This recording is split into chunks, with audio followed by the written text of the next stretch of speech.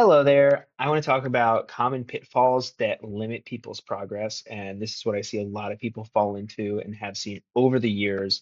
And I don't want you to do that. I want to make sure you can be as successful as you possibly can because you're here, you're putting in the effort.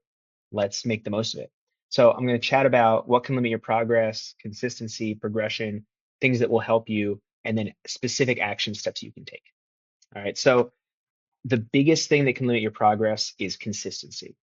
And under that consistency umbrella, there are a number of things we're going to chat about. So we need to be doing things regularly for quite a while to reasonably expect a significant change. So expectations or unrealistic expectations can affect our consistency because we expect one thing, we don't get it, and then we stop doing what we're doing, or we just jump around to something else because we think it's going to work.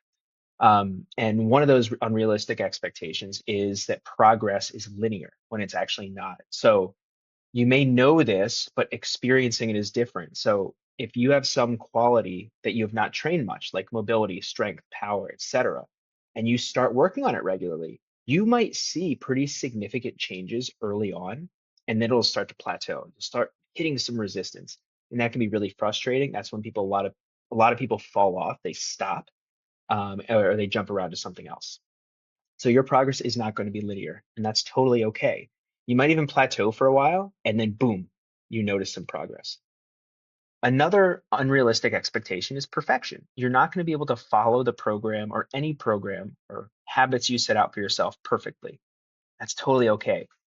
I like imperfect consistency. The more rigid it is, the more likely you are to fall off if you start to be inconsistent based on your own standards. So perfection is not the goal. Now, what follows some of this and the lack of linear progress is reactivity to changes. So especially short-term changes. A lot of people will experience short-term pain or discomfort or soreness, and they'll get reactive to it and they'll want to stop doing everything they're doing. Or they'll go, this isn't working, something's wrong, and things will end up snowballing. Additionally, there can be short-term positives in progress. You might start doing cars and feel like way better after a week. Now, that's great, and I love that, and I want you to reinforce that. But what can happen is we can make neurological changes pretty quickly, but that doesn't mean they're lasting. So you're not going to change the physiology of your joint in a week. You might help it feel a lot better. And again, that's wonderful. I think we should celebrate that. But in order to make meaningful changes, we need to continue to reinforce the things that are helping us feel better long enough for those changes and that adaptation to really take place. Now, another thing that can affect consistency, of course, is habits. If we have good habits that are reasonable, that we can be successful with, that can help our consistency. If we try to adopt habits that are so far away from our baseline, it can be really hard to be consistent with them. So I have a good, great, best approach, which kind of governs a little bit of how I created the program. And if you watch the program overview video, you'll see this where we have things that you can do. It's color coded. If you're having like a not great day, or you can do more if you're having a pretty good day, and you can do all of it if you're having a great day with tons of energy. So it's helpful to lay out habits that you know you can do. So on a daily basis or weekly basis, what are things you are like 98% confident you can do no matter what? That's a great place to start. It's also why with the program, I suggest starting with just like the body maintenance and mobility master workouts, because I don't want you to worry about trying to add so many things to your weekly schedule all at once. You can click this link. It'll take you to the Good, Great, Best Approach video.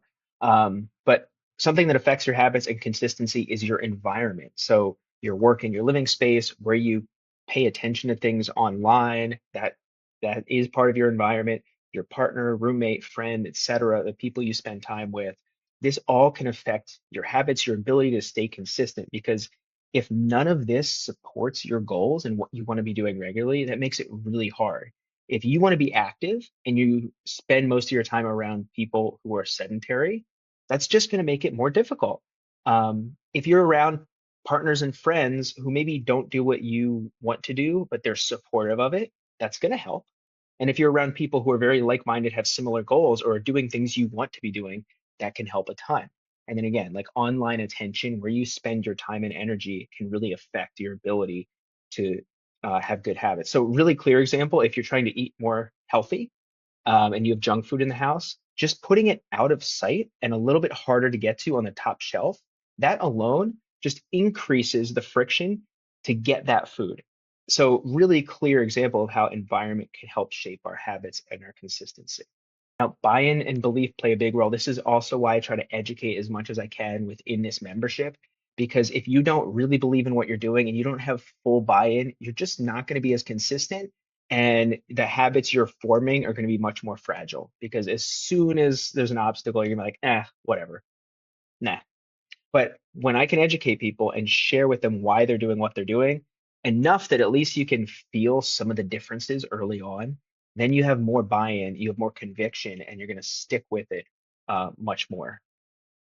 Boredom is a big one too. So some of the stuff we're doing is not the most exciting. I find it exciting, but I'm a little bit of a weirdo. But what's exciting is the progress over time or expecting the progress over time. But being bored, obviously, there are things we can do to combat that. So, one of the things is because we want to be doing things consistently. We don't want to be jumping all over the place in our training, or we're not sticking with anything enough to see adaptation. But one thing you can do is you can change up your warm up, you can change up your cool down a little bit. You can go and do activities outside of your training that are a little more fun. I do things like self-fetch instead of just running sprints. So things that can accomplish similar goals and help you work towards your goals, but are different enough that you don't get quite as bored. There's going to be a little boredom, and that is totally okay. But we can do things to counteract that a little bit. So you can get creative, change your environment, work out with someone else, change the music, whatever. But recognize that like boredom is going to happen in a good training program because you're going to be doing similar things over and over and over. Huge one, indecision and or lack of direction on how to adjust. So a lot of times when people are following programs or doing something and they either have pain or an inability to do something, they do adjust an exercise or a workout, they don't know what to do, so they just stop. They just don't do it at all. They just avoid. And it's a very normal, natural human thing. That's why we have this community and you have access to me so that you can ask for help and you don't have to run into this obstacle by yourself. You get to consult with someone, consult with the community. So this is huge. This is a massive, massive obstacle gets in the way of people's progress. Another thing that will limit your progress is lack of progression or improper, inappropriate progression, right? So things do need to change or progress over time for you to progress, right? And like that seems very obvious, and yet a lot of people will do like the same things over and over and over for months and years, not make progress, and kind of wonder why, right? Then there's the opposite problem of people making really big changes in short periods of time. So we also don't want that. I remember a client coming into the gym and he wanted to go from being completely sedentary, no exercise whatsoever, to 5 hour long training sessions per week. That is way, way too much. There's almost no way that can go well, right? So we want to be mindful of the volume and the intensity and the type of exercise that we're making changes with. So typically, like you don't want to increase the volume or the intensity of exercise more than about 10 to 15% per week. Now, of course, as seasons change, you get into the season, you go into the off season, things can change and you might be more than that, but just think of that 10 to 15% as like a baseline and try not to stray too far away from that. Another thing is like the type of exercise. If you have not been doing any jumping and you go and you do a like massive jumping session, you're probably going to be really sore. You might get some pain or injure yourself. So we want to be mindful that while we do want progressions over time, you're better off making them really small and gradual at first and just see how you respond to those.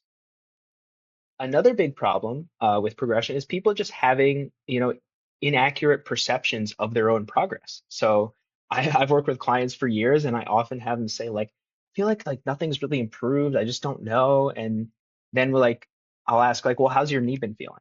And they're like, oh yeah, I haven't even thought about my knee for like 3 or 4 months. And I'm like, well, you came in here limping and unable to like walk well or run or jump, and now you can do all those things. So this happens all the time. I've done it myself. And it's really natural for this to happen. But it's helpful to write down and share our progress, maybe in a journal or in this community. It's helpful to take video of what you've been doing, what you've been able to do, to write down your goals. because then you can look back and you have something that's a little bit more objective, or someone else can show you like, hey, you actually have been making progress. Because more often than not, if you're consistent for a while, there will be progress. Maybe it's not exactly what you wanted, but if you ever feel like I'm not making any progress, it's a good idea to look back and see what measures you can look at that are a little bit more objective than just your memory. Okay, so what will help you? This is, you've gotten a sense of this, so I'll roll through this pretty quickly.